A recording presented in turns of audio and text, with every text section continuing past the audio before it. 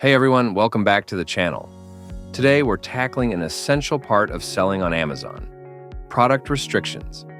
With Asinzen Insights, get my ASINs restriction.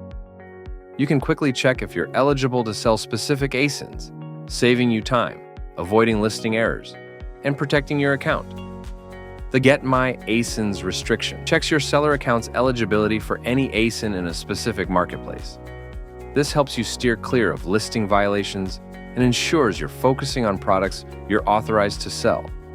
There are two simple ways to use this function. First, directly in a cell. Just type "Get My ASINs restrictions," followed by the marketplace and ASIN in quotes. Press Enter, and the result will show whether you're restricted or not.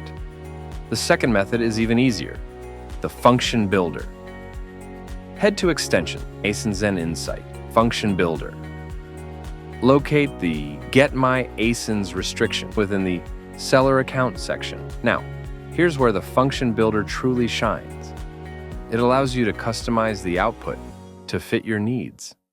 With intuitive drag-and-drop functionality and options to select or deselect specific fields, you can tailor the results to focus on the data that's most important to you.